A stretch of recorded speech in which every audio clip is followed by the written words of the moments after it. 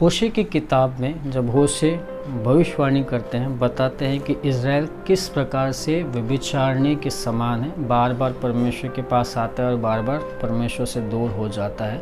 तो वो उन्हें बताता है कि परमेश्वर अब तुम्हारा न्याय करने पर है और परमेश्वर तुम्हारे साथ में ऐसे है। और जैसे ही होशे के समय में इजरायली लोग ये सुनते हैं तो वो एक दिखावे का पश्चाताप करते हैं और इस घटना को होशे की किताब उसका 6वां अध्याय में लिखा है कि इजरायली लोग जो है थोड़ा दिखावे का पश्चाताप करते हैं। वो सोचते हैं कि चलो ठीक है, आज हम कर लेते हैं क्योंकि परमेश्वर हमसे नाराज़ है।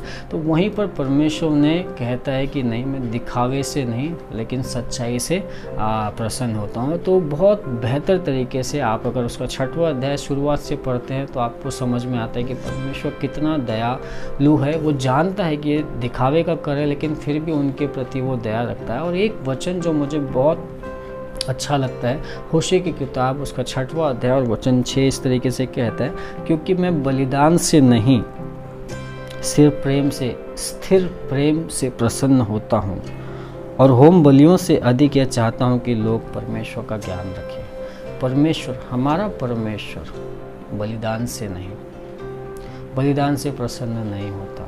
वह स्थिर प्रेम, उसके साथ में स्थिर प्रेम से प्रसन्न होते हैं। कई बार हम सोचते हैं ना कि हम परमेश्वर को कैसे खुश करें, तो हम बहुत सारा चढ़ावा चढ़ाने की कोशिश करते हैं, टाइट्स डालने की कोशिश करते हैं, ऑफरिंग देने की कोशिश करते हैं, लोगों की मदद करने की कोशिश करते हैं, किसी तरीके से कुछ लोगों की सहायता करने की कोशिश करते हैं। ये सब बहुत अच्छी बात है, लेकिन परमेश्वर हमें बताता है कि मैं बलिदान से, इस प्रकार के बलिदान से खुश नहीं होता। ये अच्छी बात है, हमें करना चाहिए, हमें लोगों की मदद करना चाहिए, टाइट्स डालना चाहिए, बहुत सारी चीज़ें, लेकिन ये बात भी परमेश्वर को प्रसन्न नहीं करती। मैं यहाँ पर कुछ ऐसी बातें नहीं कर रहा हूँ कि आप कहें कि हाँ, मुझे टाइट्स देने के लिए शायद मना किया, परमेश्वर से खुश नहीं।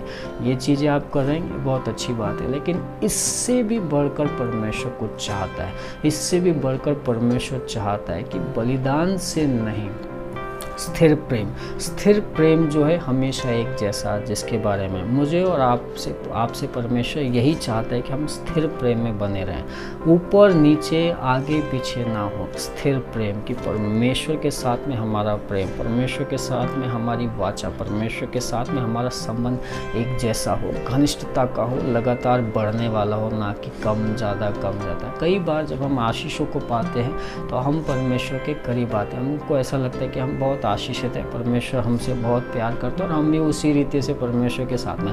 लेकिन कई बार हमारी ज़िंदगी सूनी होती है और वो सूनेपन के कारण हम पीछे नीचे शून्य की तरफ में चले जाते हैं और ये रीज़न से हम परमेश्वर से बहुत दूर हो जाते हैं। तो परमेश्वर आपके ऊपर नीचे के बारे में कह रहा है कि परमेश्वर बलिदान से नहीं कि मैं कुछ चढ़ा दूँ, कुछ दे दूँ, कुछ अच्छे काम कर दूँ जिससे परमेश्वर खुश होगा। परमेश्वर बलिदान से खुश नहीं होता, परंतु परमेश्वर स्थिर प्रेम से खुश होता है। आगे कहते हैं कि परमेश्वर होम बलियों से नहीं से अधिक यह चाहता है कि लोग परमेश्वर का ज्ञान रखें। परमेश्वर का ज्ञान रखना, होम बलि चढ़ाने से कई गुना बढ़कर है परमेश्वर का ज्ञान रखना। आप और मैं जब हम परमेश्वर का ज्ञान रखते हैं, परमेश्वर को समझते हैं कि परमेश्वर को क्या अच्छा लगता है, कौन सी बातों से वो खुश होता है, कौन सी बातों से दुखी होता है, कौन सी चीज़ परमेश्वर के हृदय को अच्छी लगती है, जब हम इस बात का ज्ञान रखते हैं तो इन बातों से परमेश्वर खुश होता है। कई बार मैं और आप, हम पूरे संसार का ज्ञान रखते हैं, हमें सारी चीज़ें पता है,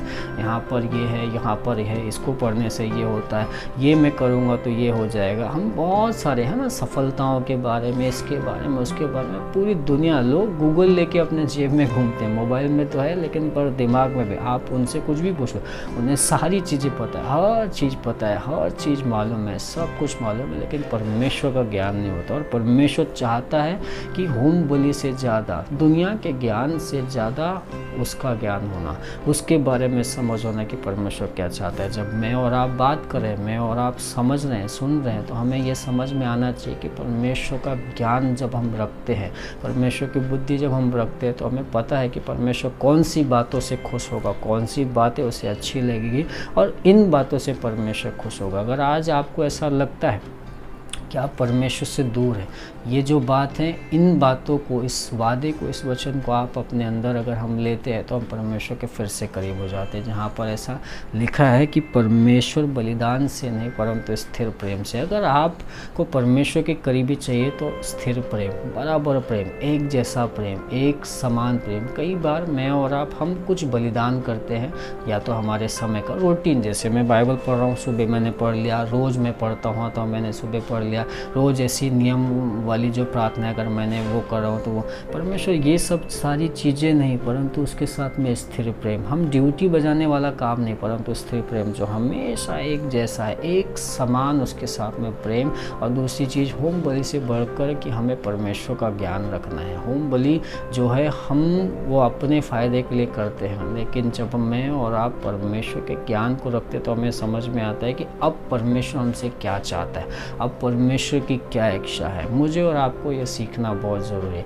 अगर आप कहीं से अपने आप को कमज़ोर महसूस कर रहे हैं, परमेश्वर से दूर महसूस कर रहे हैं, इन वादों को, 2 वादों को, कि परमेश्वर बलिदान से ज़्यादा उसके साथ में स्थिरता से खुश होता है और होम बलि से बढ़कर परमेश्वर के ज्ञान से वो खुश होता है। जब मैं और आप इन 2 बातों को, कि परमेश्वर के साथ में स्थिरता और परमेश्वर के ज्ञान को रखते हैं, तब मैं और आप उसके और करीब हो जाते हैं। प्रभु आपको आशीष दे। अगर आप किसी रीति से पीछे हैं, कहीं पर आप बैकस्लाइड हो रहे हैं, परमेश्वर आपको वापस से स्थापित करे, खड़ा करे। आप उसके ज्ञान को समझें और उसके प्रेम की स्थिरता में बने रहें। प्रभु आपको आशीष आए। प्रार्थना करते हैं प्रभु यीशु मसीह, आज हम प्रार्थना करते हैं, जो लोग हमें सुन रहे हैं, देख रहे हैं, प्रभु अगर हम कहीं ऊपर नीचे तो हमारी सहायता करो प्रभु, ताकि हम आपके साथ में स्थिरता के संबंध में आए। प्रभु हमें, हमारा हृदय और हमारा मन लगातार आपके साथ में जुड़ा रहे और हम स्थिर प्रेम में बने रहे। साथ ही साथ हम